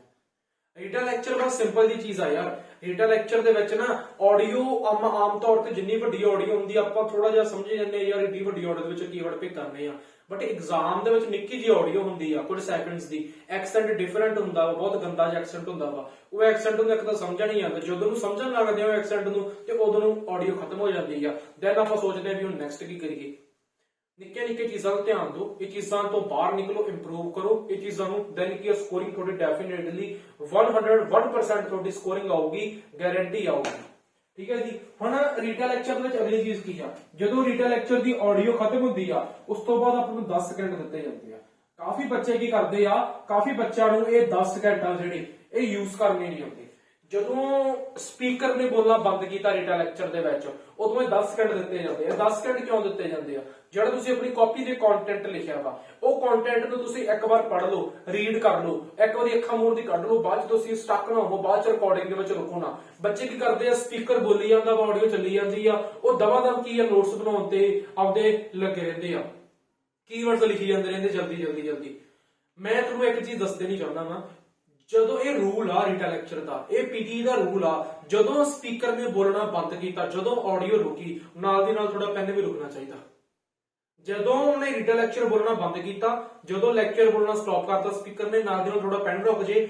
ਇਹ 10 ਸਕਿੰਟ ਤੁਸੀਂ ਆਪਣਾ ਕੰਟੈਂਟ ਜਿੰਨਾ ਵੀ ਲਿਖਿਆ ਇੱਕ ਵਾਰੀ ਧਿਆਨ ਨਾਲ ਉਹਨਾਂ ਨੂੰ ਅੱਖਾਂ ਮੂੰਹ ਦੀ ਕੱਢ ਲਓ। ਹੁਣ ਮੈਂ ਕੀਵਰਡਸ ਲਿਖੇ ਹੋਏ ਆ, ਠੀਕ ਆ, ਮੈਂ ਕੀਵਰਡਸ ਲਿਖੇ ਹੋਏ ਆ, ਜਿਹੜਾ ਵਰਡ ਮੈਨੂੰ ਨਹੀਂ ਪਤਾ ਲੱਗਦਾ ਪਿਆ, ਮੈਂ ਪੜ੍ਹ ਲਿਆ ਪੀਪਲ, ਕਮਿਊਨਿਟੀ, ਸਿਕਿਉਰਿਟੀ, ਮੈਨੂੰ ਪੜ੍ਹਨਾ ਨਹੀਂ ਆ ਰਿਹਾ, ਮੈਂ ਇਹਦੇ ਕਰਾਂਟ ਲਾ ਦੂੰਗਾ। ਫਿਰ ਮੈਂ ਜਿਹੜੀ ਆਡੀਓ ਹੋਊਗੀ, ਮੇਰੀ ਰਿਕਾਰਡਿੰਗ ਹੋਊਗੀ, ਰਿਕਾਰਡਿੰਗ ਦੇ ਵਿੱਚ ਮੈਂ ਆ ਵਰਡ ਬੋਲਣਾ ਹੀ ਨਹੀਂ, ਮੈਂ ਸਟਕ ਹੁੰਦਾ ਹੀ ਨਹੀਂ, ਮੇਰੀ ਰਿਕਾਰਡਿੰਗ ਆਬਵੀਅਸ ਹੀ ਗੱਲ ਵਧੀਆ ਹੋਊਗੀ। ਤੇ ਜੇ ਮੈਂ ਇਹਨੂੰ ਪੜ੍ਹਿਆ ਹੀ ਨਾ ਹੋਊਗਾ, 10 ਸਕਿੰਟ ਯੂਜ਼ ਹੀ ਨਾ ਕੀਤੇ ਹੋਣਗੇ, ਫਿਰ ਜਿਹੜਾ ਮੈਂ ਇੱਥੇ ਸਟਕ ਹੋਇਆ ਸੀਗਾ ਫਿਰ ਮੈਂ ਰਿਕਾਰਡਿੰਗ ਦੇ ਵਿੱਚ ਸਟਕ ਹੋਊਗਾ। ਇਹ ਚੀਜ਼ਾਂ ਨਿੱਕੇ ਨਿੱਕੇ ਇੰਪਰੂਵ ਕਰ ਲਓ, ਇਹ ਨਿੱਕੇ ਨਿੱਕੇ ਗਲਤੀਆਂ ਇੰਪਰੂਵ ਕਰ ਲਓ, ਦੈਨ ਕੀ ਆ ਇੰਪਰੂਵਮੈਂਟ ਤੁਹਾਡੀ ਡੈਫੀਨੇਟਲੀ ਹੋ ਜਾਊਗੀ। ਇੰਪਰੂਵਮੈਂਟ ਕਰਨਾ ਕੋਈ ਵੱਡੀ ਗੱਲ ਨਹੀਂ ਕਿ ਪੀਟੀ ਦੇ ਵਿੱਚ ਲਿਸਨਿੰਗ ਦੇ ਵਿੱਚ, ਠੀਕ ਆ। ਇਹ ਬਹੁਤ ਇੰਪੋਰਟੈਂਟ ਪਾਰਟਸ ਨੇ ਦੋਵੇਂ ਤੁਹਾਡੇ। ਰਿਪੀਟ ਸੈਂਟੈਂਸ ਬਹੁਤ ਜ਼ਿਆਦਾ ਇੰਪੋਰਟੈਂਟ ਪਾਰਟ ਆ ਤੇ ਰੀਟਾ ਲੈਕਚਰ ਵੀ ਤੁਹਾਡਾ ਇੰਪੋਰਟੈਂਟ ਪਾਰਟ ਆ। ਸੋ ਇਹ ਪਾਰਟਸ ਨੂੰ ਕਦੇ ਵੀ ਮਿਸ ਨਹੀਂ ਕਰਨਾ, ਇਹ ਪਾਰਟਸ ਨੂੰ ਕਦੇ ਵੀ ਇਗਨੋਰ ਨਹੀਂ ਕਰਨਾ। ਜਦੋਂ ਤੁਸੀਂ ਇਹ ਪਾਰਟਸ ਨੂੰ ਇਗਨੋਰ ਕਰਨ ਲੱਗ ਪਏ ਦੈਨ ਕੀ ਆ ਤੁਹਾਡੀ ਲਿਸਨਿੰਗ ਦੇ ਵਿੱਚ ਸਕੋਰਿੰਗ ਬਹੁਤ ਡਾਊਨ ਜਾਊਗੀ। ਸਪੀਕਿੰਗ ਦੇ ਵਿੱਚ ਤਾਂ ਜਾਊਗੀ ਕਿਉਂਕਿ ਸਪੀਕਿੰਗ ਦੇ ਵੀ ਪਾਰਟਸ ਨੇ ਇਹ, ਕਿਉਂਕਿ ਫਲੂਐਂਸੀ ਪ੍ਰੋਨੰਸੀਏਸ਼ਨ ਦੇ ਨੰਬਰ ਜਿਹੜੇ ਸਪੀਕਿੰਗ ਨੂੰ ਰਹਿ ਰਹੇ ਆ, ਬਟ ਕੰਟੈਂਟ ਦੇ ਨੰਬਰ ਆ ਜਿਹੜੇ ਕੰਟੈਂਟ ਦੇ ਨੰਬਰ ਤੁਹਾਡੇ ਲਿਸਨਿੰਗ ਦੇ ਵਿੱਚ ਜਾ ਰਹੇ ਆ। ਇਹ ਲਿਸਨਿੰਗ ਨੂੰ ਵੀ ਸਕੋਰਿੰਗ ਜਿਹੜੀ ਆ ਡਾਊਨ ਲੈ ਕੇ ਜਾ ਸਕਦੇ ਆ ਪਾਰਟਸ, ਜੇਕਰ ਤੁਹਾਡੀ ਲਿਸਨਿੰਗ ਜਿਹੜੀ ਆ ਇੰਪਰੂਵ ਕਰਨੀ ਹੈ ਤੇ ਪਾਰਟਸ ਨੂੰ ਵੀ ਇੰਪਰੂਵ ਕਰਨਾ ਪੈਣਾ ਵਾ। ਅਗਲੀ ਗੱਲ ਕਰਦੇ ਆ ਲਿਸਨਿੰਗ ਦੇ ਮੋਸਟ ਇੰਪੋਰਟੈਂਟ ਪਾਰਟ ਦੀ, summarise spoken text. Summarise spoken text most important part ਆ ਤੁਹਾਡੀ ਲਿਸਨਿੰਗ ਦਾ, ਫਸਟ ਪਾਰਟ ਆ ਲਿਸਨਿੰਗ ਦਾ, ਠੀਕ ਆ। ਇਹ ਲਿਸਨਿੰਗ ਦਾ ਪਾਰਟ, ਇਹ ਚੀਜ਼ ਨਾ ਤੁਹਾਨੂੰ ਸਮਝਣੀ ਪੈਣੀ ਆ। ਜਿਹੜਾ ਸਮਰਾਈਜ਼ ਸਪੋਕਨ ਟੈਕਸਟ ਆ, ਸਮਰਾਈਜ਼ ਸਪੋਕਨ ਟੈਕਸਟ ਤੇ ਰੀਟਾ ਲੈਕਚਰ ਕੋਈ ਜ਼ਿਆਦਾ ਡਿਫਰੈਂਸ ਨਹੀਂਗਾ। ਉਹ ਟੈਂਪਲੇਟ ਲਾ ਕੇ ਬੋਲਣਾ, ਇਹ ਟੈਂਪਲੇਟ ਲਾ ਕੇ ਲਿਖਣਾ, ਜਸਟ ਬਹੁਤ ਜ਼ਿਆਦਾ ਸਿਮਿਲਰਿਟੀਜ਼ ਨੇ। ਇਹ ਪਾਰਟਸ ਦੇ ਵਿੱਚ ਤੁਸੀਂ ਕੀ ਕਰਨਾ ਵਾ, ਸੇਮ ਚੀਜ਼ ਆ। ਇਹਦੀ ਆਡੀਓ ਵੀ ਬਹੁਤੀ ਜ਼ਿਆਦਾ ਵੱਡੀ ਨਹੀਂ ਹੁੰਦੀ, ਇਹਦੀ ਆਡੀਓ ਵੀ ਬਹੁਤ ਛੋਟੀ ਹੁੰਦੀ ਆ। ਇਹ ਜਿਹੜਾ ਹੁੰਦਾ ਵਾ ਸਮਰਾਈਜ਼ ਸਪੋਕਨ ਟੈਕਸਟ, ਇਹ 10 ਨੰਬਰ ਦਾ ਹੁੰਦਾ ਵਾ, ਠੀਕ ਆ, 10 ਮਾਰਕਸ ਦਾ ਹੁੰਦਾ ਵਾ। ਐਗਜ਼ਾਮ ਦੇ ਵਿੱਚ ਆਪਾਂ ਨੂੰ 2 ਵੀ ਆ ਸਕਦੇ ਨੇ। ਇਹ ਬਹੁਤ ਜ਼ਿਆਦਾ ਇੰਪੋਰਟੈਂਟ ਚੀਜ਼ ਆ। ਹੁਣ ਇਹਦੇ ਵਿੱਚ ਤੁਸੀਂ ਕੀ ਕਰਨਾ ਵਾ, ਇੱਕ ਚੀਜ਼ ਇਹਦੇ ਵਿੱਚ ਹਰੇਕ ਬੱਚੇ ਨੂੰ ਧਿਆਨ 'ਚ ਰੱਖਣੀ ਚਾਹੀਦੀ ਆ। ਮੈਂ ਆਪਣੀ ਕਾਪੀ ਤੇ 15 ਕੀਵਰਡਸ ਲਿਖੇ ਆ, ਠੀਕ ਆ, 15 ਕੀਵਰਡਸ ਆਪਣੀ ਕਾਪੀ ਤੇ ਲਿਖੇ ਆ। ਮੈਂ ਸਮਰਾਈਜ਼ ਸਪੋਕਨ ਟੈਕਸਟ ਦੇ ਵਿੱਚ ਉਹ ਕੀਵਰਡ ਹੀ ਲਿਖੂੰਗਾ ਜਿਹੜਾ ਕੀਵਰਡ ਮੈਂ 101% ਸ਼ੋਰ ਆ ਵੀ ਇਹ ਕੀਵਰਡ ਪੱਕਾ ਸਹੀ ਆ। ਜੇਕਰ ਮੈਨੂੰ 1% ਦਾ ਵੀ ਡਾਊਟ ਆ, ਥੋੜਾ ਜਿਹਾ ਵੀ ਡਾਊਟ ਆ ਵੀ ਇਹ ਕੀਵਰਡ ਗਲਤ ਆ, ਫਿਰ ਮੈਂ ਉਹ ਕੀਵਰਡ ਲਿਖਣਾ ਹੀ ਨਹੀਂ। ਜਿਵੇਂ ਆਮ ਤੌਰ ਤੇ ਬੱਚਿਆਂ ਨੂੰ ਬਿਹੇਵੀਅਰ ਦੇ ਵਿੱਚ ਕਨਫਿਊਜ਼ਨ ਆ, ਬਿਹੇਵੀਅਰ ਯੂ ਵਾਲਾ ਪਾਈਏ ਕਿ ਯੂ ਤੋਂ ਬਿਨਾ ਪਾਈਏ, ਫਿਰ ਤੁਸੀਂ ਬਿਹੇਵੀਅਰ ਲਿਖੋ ਹੀ ਨਾ। ਜੇਕਰ ਤੁਹਾਨੂੰ ਥੋੜਾ ਜਿਹਾ ਵੀ ਡਾਊਟ ਆ ਨਾ ਵੀ ਬ੍ਰਿਟਿਸ਼ ਐਕਸੈਂਟ ਦੇ ਵਿੱਚ ਬੋਲਿਆ ਵਾ ਕਿ ਅਮਰੀਕਨ ਐਕਸੈਂਟ ਦੇ ਵਿੱਚ ਬੋਲਿਆ ਵਾ ਉਹਨਾਂ ਨੇ, ਤੁਸੀਂ ਲਿਖੋ ਹੀ ਨਾ ਉਹ ਚੀਜ਼। ਇਹ ਚੀਜ਼ਾਂ ਨੂੰ ਧਿਆਨ 'ਚ ਰੱਖਿਓ, ਕਦੇ ਵੀ ਸਮਰਾਈਜ਼ ਸਪੋਕਨ ਟੈਕਸਟ ਦੇ ਵਿੱਚ ਉਹ ਚੀਜ਼ ਨਹੀਂ ਲਿਖਣੀ, ਉਹ ਵਰਡ ਲਿਖੀਦਾ ਨਹੀਂ ਹੁੰਦਾਗਾ ਜਿਹੜਾ ਵਰਡ 1% ਵੀ ਸਾਨੂੰ ਡਾਊਟ ਆ, 1% ਵੀ ਅਸੀਂ ਕਨਫਿਊਜ਼ ਹਾਂ ਵਰਡ ਨੂੰ ਲੈ ਕੇ। ਸੋ ਅਗਲੀ ਗੱਲ ਕਰਦੇ ਹਾਂ ਸਮਰਾਈਜ਼ ਸਪੋਕਨ ਟੈਕਸਟ ਦੀ। ਇਹਦੇ ਵਿੱਚ ਕੀ ਆ, ਤੁਹਾਨੂੰ 10 ਮਿੰਟ ਦਿੱਤੇ ਜਾਂਦੇ ਆ, 10 ਮਿੰਟ ਦਾ ਟਾਈਮ ਹੁੰਦਾ ਵਾ ਇਹਨੂੰ ਪਰਫਾਰਮ ਕਰਨ ਵਾਸਤੇ। ਸੋ ਆਪਾਂ ਨੂੰ ਲੱਗਦਾ ਵਾ ਕਿ 10 ਮਿੰਟ ਆ ਜਿਹੜੇ ਉਹ ਕੱਲੀ ਸਮਰੀ ਵਾਸਤੇ ਦਿੱਤੇ ਜਾਂਦੇ ਆ, ਬਟ ਇਹ ਚੀਜ਼ ਕੀ ਆ, ਗਲਤ ਆ। ਕੱਲੇ 10 ਮਿੰਟ ਜਿਹੜੇ ਆ ਉਹ ਸਮਰੀ ਵਾਸਤੇ ਨਹੀਂ ਹੁੰਦੇਗੇ। ਜੇਕਰ ਸਮਰੀ ਜਿਹੜੀ ਆ ਤੁਸੀਂ ਉਹ 8 ਮਿੰਟਾਂ ਦੇ ਵਿੱਚ ਕੰਪਲੀਟ ਕਰਦੇ ਹੋ ਤਾਂ ਅੱਗੇ ਜਿਹੜੇ ਤੁਹਾਨੂੰ ਆ 2 ਮਿੰਟ ਆ ਉਹ ਅੱਗੇ ਲਿਸਨਿੰਗ ਦੇ ਵਿੱਚ ਐਡ ਹੋਣਗੇ। ਤੁਸੀਂ ਕਹਿੰਦੇ ਹੋ ਲਿਸਨਿੰਗ ਦੇ ਵਿੱਚ ਸਾਨੂੰ ਟਾਈਮ ਮੈਨੇਜਮੈਂਟ ਦੀ ਸਰ ਬਹੁਤ ਪ੍ਰੋਬਲਮ ਆਉਂਦੀ ਆ।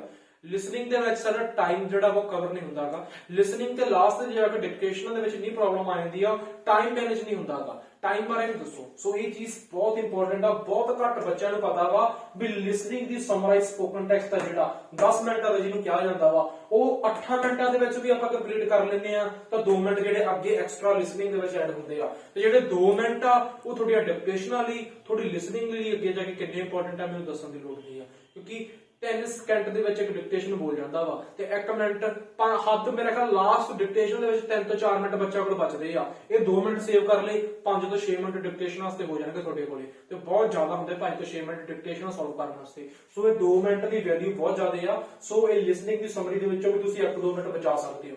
ਘੱਟ ਤੋਂ ਘੱਟ ਮੇਰਾ ਇਹ ਮੰਨਣਾ ਵਾ ਲਿਸਨਿੰਗ ਦੀ ਸਮਰੀ ਵੀ ਬਹੁਤ ਇੰਪੋਰਟੈਂਟ ਆ। 8 ਮਿੰਟ ਲਿਸਨਿੰਗ ਦੀ ਸਮਰੀ ਤੇ ਲਾ ਕੇ ਹੀ ਜਾਇਆ ਕਰੋ। ਘੱਟ ਤੋਂ ਘੱਟ 8 ਮਿੰਟ ਤਾਂ ਲਾਉਣੇ ਹੀ ਚਾਹੀਦੇ ਹਰੇਕ ਬੱਚੇ ਨੂੰ। 2 ਮਿੰਟ ਤੁਸੀਂ ਆਪਦੇ ਸੇਵ ਕਰ ਸਕਦੇ ਹੋ। ਇਹ 2 ਮਿੰਟ ਅੱਗੇ ਜਾ ਕੇ ਤੁਹਾਨੂੰ ਲਿਸਨਿੰਗ ਦੇ ਵਿੱਚ ਬਹੁਤ ਹੈਲਪ ਕਰ ਸਕਦੇ ਆ। ਅਗਲੀ ਗੱਲ ਕਰਦੇ ਆ ਲਿਸਨਿੰਗ ਦੇ MCQs ਦੀ। ਲਿਸਨਿੰਗ ਦੇ MCQs ਦੀ ਗੱਲ ਕਰਦੇ ਆ। ਹੁਣ ਕਾਫੀ ਬੱਚਿਆਂ ਨੂੰ ਕਨਫਿਊਜ਼ਨ ਆ ਲਿਸਨਿੰਗ ਦੇ MCQs ਤੋਂ ਲੈ ਕੇ। ਮੈਂ ਆਮ ਤੌਰ ਤੇ ਬੱਚਿਆਂ ਨੂੰ ਦੇਖਦਾ ਰਹਿੰਦਾ ਵਾ, ਬਹੁਤ ਸਾਰੇ ਬੱਚੇ ਆ ਉਹ ਲਿਸਨਿੰਗ ਦੇ MCQ ਦੀ ਪ੍ਰੈਕਟਿਸ ਕਰਦੇ ਰਹਿੰਦੇ ਆ। ਹੁਣ ਆ ਬਿਗਨਰ ਬੱਚੇ ਆ, ਬਿਗਨਰ ਬੱਚੇ ਕੀ ਚੀਜ਼ ਕਰਦੇ ਆ? ਬਿਗਨਰ ਬੱਚੇ MCQ ਤੇ ਲੱਗੇ ਰਹਿੰਦੇ ਆ। ਜੇ ਖੋਲ ਲੈਂਦੇ ਆ ਨਾ ਡਿਫਿਕਲਟ ਪਾਰਟ ਤੋਂ ਟਰਾਈ ਨਹੀਂ ਕਰਦੇ ਕਿ MCQ ਨੂੰ ਵਾਰ-ਵਾਰ ਕਰਕੇ ਦੇਖੀ ਜਾਂਦੇ ਰਹਿੰਦੇ ਕਲਾਸ ਦੇ ਵਿੱਚ ਪ੍ਰੈਕਟਿਸ, ਉਹ ਟਾਈਮ ਵੇਸਟ ਕਰਦੇ ਰਹਿੰਦੇ ਆ। ਕਦੇ ਵੀ ਲਿਸਨਿੰਗ ਦੇ MCQ ਦੀ ਪ੍ਰੈਕਟਿਸ ਬਹੁਤੀ ਨਹੀਂ ਕਰੀਦੀ ਹੁੰਦੀ। ਲਿਸਨਿੰਗ ਦੇ MCQs ਦੀ ਪ੍ਰੈਕਟਿਸ ਕਰੋ ਪਰ ਜਸਟ ਇੱਕ ਟਾਈਮ 5 ਮਿੰਟ ਕਰ ਲਈ, 10 ਮਿੰਟ ਕਰ ਲਈ ਇਨਫ ਆ। 1-2 ਵਾਰ ਪ੍ਰੈਕਟਿਸ ਕਰ ਲਈ ਬਹੁਤ ਆ। ਇਹ ਨਹੀਂਗਾ ਵੀ ਘੰਟਾ ਤੁਸੀਂ ਅੱਧਾ ਘੰਟਾ ਤੁਸੀਂ MCQ ਕਰੀ ਜਾਂਦੇ ਰਹਿੰਦੇ ਹੁੰਦੇ ਆ, ਉਹ ਚੀਜ਼ਾਂ ਗਲਤ ਆ। ਚਾਹੇ ਰੀਡਿੰਗ ਦੇ MCQ ਆ, ਚਾਹੇ ਤੁਹਾਡੇ ਲਿਸਨਿੰਗ ਦੇ MCQ ਕਿਸੇ ਚੀਜ਼ ਦੇ ਇੰਪੋਰਟੈਂਟ ਨਹੀਂ ਕਿ ਬਿਕੋਜ਼ MCQ ਜਿਹੜੇ ਹੁੰਦੇ ਆ ਉਹ ਸਿਰਫ ਇੱਕ MCQ ਜਿਹੜਾ ਵਾ ਉਹ 1 ਨੰਬਰ ਦਾ ਹੁੰਦਾ ਵਾ। 1 ਨੰਬਰ ਤੁਹਾਡੇ ਵਾਸਤੇ ਕਿੰਨਾ ਕੁ ਇੰਪੋਰਟੈਂਟ ਆ? ਮੈਨੂੰ ਨਹੀਂ ਲੱਗਦਾ 1 ਨੰਬਰ ਤੁਹਾਡੇ ਵਾਸਤੇ ਬਹੁਤ ਇੰਪੋਰਟੈਂਟ ਹੋਊਗਾ। 10-10 15-15 ਨੰਬਰ ਵਾਲੇ ਪਾਰਟਸ ਜਿਹੜੇ ਹੁੰਦੇ ਆ ਬਹੁਤ ਇੰਪੋਰਟੈਂਟ ਹੁੰਦੇ ਆ। ਇਹ 1 ਨੰਬਰ ਦਾ MCQ ਆ ਜਿਹੜਾ, ਇਹ ਤੇ ਇੰਨਾ ਜ਼ਿਆਦਾ ਟਾਈਮ ਲਾਉਣ ਲੱਗ ਪੈਂਦੇ ਆ ਤੁਸੀਂ ਐਗਜ਼ਾਮ ਦੇ ਵਿੱਚ ਵੀ। ਲਿਸਨਿੰਗ ਦੇ ਵਿੱਚ ਟਾਈਮ ਮੈਨੇਜਮੈਂਟ ਦੀ ਆਪਾਂ ਨੂੰ ਪ੍ਰੋਬਲਮ ਆਉਂਦੀ ਉਹਦੇ ਕਿਤੇ ਨਾ ਕਿਤੇ ਕਾਰਨ ਆ ਜਿਹੜੇ MCQ ਵੀ ਹੁੰਦੇ ਆ। MCQ ਦੀ ਜਿਹੜੀ ਆਡੀਓ ਹੈ ਨਾ, ਜਿੰਨਾ ਟਾਈਮ MCQ ਦੀ ਆਡੀਓ ਚੱਲੀ ਜਾਂਦੀ ਆ ਆਪਾਂ ਉਹਦਾ ਟਾਈਮ ਨੈਕਸਟ ਨਹੀਂ ਕਰ ਸਕਦੇਗੇ। ਤਾਂ ਤੁਹਾਨੂੰ ਹਰੇਕ ਟ੍ਰੇਨਰ ਕਹਿੰਦਾ ਵਾ ਵੀ ਜਿੰਨਾ ਟਾਈਮ ਆਡੀਓ ਚੱਲਦੀ ਪਈ ਆ MCQ ਨੂੰ ਧਿਆਨ ਨਾਲ ਦੇਖ ਲਓ, ਧਿਆਨ ਨਾਲ ਸਮਝ ਲਓ ਤੇ ਆਨਸਰ ਲਾ ਦਿਓ। ਤੁਸੀਂ ਕੀ ਕਰਦੇ ਰਹਿੰਦੇ ਆ? ਧਿਆਨ ਨਾਲ ਦੇਖਦੇ ਰਹਿੰਦੇ ਆ। ਆਡੀਓ ਜਦੋਂ ਰੁਕਦੀ ਆ ਫਿਰ ਐ ਮਸਤੀ ਨਾਲ ਆਨਸਰ ਲਾ ਕੇ ਫਿਰ ਗਾ ਜਾਂਦੇ ਆ। ਬਟ ਲਿਸਨਿੰਗ ਦੇ MCQ ਦੇ ਵਿੱਚ ਇਹ ਰੂਲ ਤੁਸੀਂ ਅਪਲਾਈ ਕਰ ਲਓ, ਇਹ ਰੂਲ ਲੜ ਬੰਨ ਲਓ, ਪੱਲੇ ਬੰਨ ਲਓ ਵੀ ਜਦੋਂ ਆਡੀਓ ਰੁਕਣ ਲੱਗੀ ਨਾਲ ਦੀ ਨਾਲ ਆਨਸਰ ਲੱਗਾ ਹੋਵੇ, ਜਦੋਂ ਆਡੀਓ ਰੁਕੀ ਤੇ ਨਾਲ ਦੀ ਨਾਲ ਹੀ ਨੈਕਸਟ ਹੋ ਜੇ। 1 ਸੈਕਿੰਡ ਵੇਸਟ ਨਹੀਂ ਕਰਨਾਗਾ ਆਡੀਓ ਰੁਕਣ ਤੋਂ ਬਾਅਦ। ਜੇਕਰ ਤੁਸੀਂ MCQs ਤੇ ਟਾਈਮ ਵੇਸਟ ਕਰਨ ਲੱਗ ਪਏ ਦੈਨ ਕੀ ਆ ਤੁਹਾਡੇ ਮੇਨ ਪਾਰਟਸ ਜਿਹੜੇ ਅੱਗੇ ਜਾ ਕੇ ਹਾਈਲਾਈਟ ਇਨਕਰੈਕਟ ਵਰਡ ਡਿਕਟੇਸ਼ਨਸ ਆ ਉਹ ਮਿਸ ਹੋ ਜਾਣਗੇ ਤੇ ਤੁਸੀਂ ਕਦੇ ਵੀ ਡਿਜ਼ਾਇਰ ਸਕੋਰ ਜਿਹੜੇ ਉਹ ਪ੍ਰਾਪਤ ਨਹੀਂ ਕਰ ਸਕਦੇਗੇ। ਬਿਕੋਜ਼ ਕਦੇ ਵੀ 1-1 ਨੰਬਰ ਵਾਲੇ MCQ ਜਿਹੜੇ ਆ ਤੁਹਾਨੂੰ ਡਿਜ਼ਾਇਰ ਸਕੋਰ ਨਹੀਂ ਦਵਾ ਸਕਦੇਗੇ। ਸੋ ਇਹ ਚੀਜ਼ਾਂ ਦੇ ਧਿਆਨ ਰੱਖਿਓ, ਇਹ ਚੀਜ਼ਾਂ ਨੂੰ ਇੰਪਰੂਵ ਕਰਿਓ। ਇਹ ਚੀਜ਼ਾਂ ਜਿਹੜੀਆਂ ਤੁਹਾਡੀਆਂ ਨਾ ਇੰਪਰੂਵਮੈਂਟ ਦਾ ਕਾਰਨ ਬਣੀਆਂ। ਅਗਲੀ ਗੱਲ ਕਰਦੇ ਆ ਲਿਸਨਿੰਗ ਦੀਆਂ ਫਿਲ ਇਨ ਦੀ ਬਲੈਂਕਸ ਦੀ। ਮੋਸਟ ਇੰਪੋਰਟੈਂਟ ਚੀਜ਼ ਆ ਲਿਸਨਿੰਗ ਦੇ ਫਿਲ ਇਨ ਬਲੈਂਕਸ ਦੀ। ਹੁਣ ਲਿਸਨਿੰਗ ਦੀ ਫਿਲ ਇਨ ਦੀ ਬਲੈਂਕਸ ਦੇ ਵਿੱਚ ਬੱਚਿਆਂ ਨੂੰ ਕੀ ਕਨਫਿਊਜ਼ਨ ਆਉਂਦੀਆਂ? ਉਹ ਕਹਿੰਦੇ ਆ ਵੀ ਸਰ ਸਾਨੂੰ ING ਪਿੱਛੇ ਲੱਗੀ ਆ ਬਲੈਂਕਸ ਦੇ, ਪਤਾ ਨਹੀਂ ਲੱਗਾ। SES ਦਾ ਸਾਨੂੰ ਪਤਾ ਹੀ ਨਹੀਂ ਲੱਗਾ ਬਲੈਂਕਸ ਦੇ ਪਿੱਛੇ ਬੋਲਿਆ ਕਿ ਨਹੀਂ ਬੋਲਿਆ ਉਹਨੇ। ਠੀਕ ਆ, ਉਹਨੇ ਮੈਜੋਰਟੀ ਬੋਲਿਆ, ਮੈਜੋਰਟੀਜ਼ ਬੋਲਿਆ, ਸਾਨੂੰ ਕਨਫਿਊਜ਼ਨ ਆ। ਅਸੀਂ ਤਾਂ ਮੈਜੋਰਟੀ ਪਾ ਕੇ ਆ ਗਏ, ਪਤਾ ਨਹੀਂ ਉਹਨੇ ਮੈਜੋਰਟੀਜ਼ ਬੋਲਿਆ ਤੇ ਸਾਡੀ ਗਲਤੀ ਹੋ ਜੇ।